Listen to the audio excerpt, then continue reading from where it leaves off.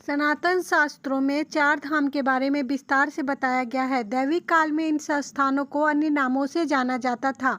वर्तमान समय में चार धाम के नाम से भिन्न है। हर साल बड़ी संख्या में श्रद्धालु चार धाम की धार्मिक यात्रा करते हैं।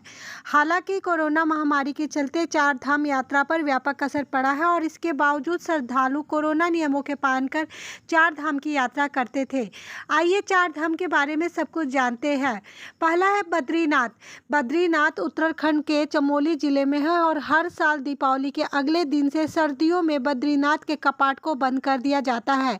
इसके बाद ग्रीष्म ऋतु में कपाट को पुनः खोल दिया जाता है और सर्दी के दिनों में बद्रीनाथ बर्फ की चादरों से ढकी रहती है। बद्रीनाथ चार धामों में से एक धाम है। इसके अलावा केदारनाथ, गंगोत्री और यमुनोत्री श्रद्धालु बड़ी संख्या में श्रद्धालु इन चार धामों की यात्रा करते हैं।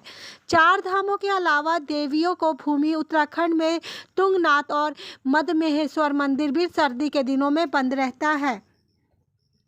महाभारत काव्य में वर्णित है कि द्वारिका भगवान श्री कृष्ण की राजधानी थी। यह शहर गुजरात शहर में स्थित है। इतिहासकारों के माने तो गुजरात के द्वारिकाधीश मंदिर का निर्माण भगवान श्री कृष्ण के परपोते ने करवाया था। कालांतर से मंदिर का विस्तार होता रहा और इसके व्यापक विस्तार 17वीं शताब्दी में हुआ है। इससे पूर्व आदि गुरु शंकराचार्य ने द्वारिका मंदिर के दौरा कर शारदा पीठ स्थापित की। ऐसा अनुमान लगाया जाता है कि यह मंदिर 2500 वर्ष पुराना है और द्वापर युग में द्वारिका नगरी थी जो आज समुद्र में समाहित है।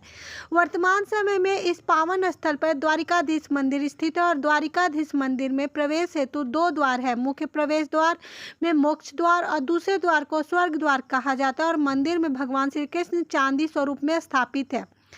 तीसरा है जगन्नाथ मंदिर। जगन्नाथ मंदिर उड़ीसा में स्थित है और इस मंदिर में भगवान श्री कृष्ण समेत बलराम और बहन सुभद्रा की पूजा उपासना की जाती है और आषाढ़ महीने के शुक्ल पक्ष में जगन्नाथ रथ यात्रा निकाली जाती है। रथ यात्रा देवशयनी एकादशी के दिन समाप्त होती है और कालांतर में यह पूर्ण श्रद्धा एवं भक्ति पूर्वक मनाया जाता है। इस यात्रा में भगवान श्री कृष्ण और बलराम अपनी बहन सुभद्रा को नगर की सैर कराते हैं और बड़ी संख्या में श्रद्धालु रथ यात्रा में उपस्थित होते हैं। सामान्य दिनों में भी भक्तों की भीड़ लगी रहती है। चौथा है चार धाम में रामेश्वर। चार धाम में एक धाम रामेश्वरम है। धार्मिक मान्यता है कि भगवान श्री राम ने लंका जाते समय रामेश्वर में भगवान शिव जी की प्रतिमा स्थापित कर उनकी पूजा की थी। यह प्रतिमा राम जी ने स्वयं अपने हाथों से बनाई थी और राम जी ने शिवलिंग का नाम रामेश्वरम रखा था। त्रेता युग से रामेश्वर में शिव जी की पूजा होती है और वर्तमान समय में रामेश्वरम प्रमुख तीर्थ स्थल है। बड़ी संख्या में श्रद्धालु रामेश्वर तीर्थ यात्रा पर जाते हैं।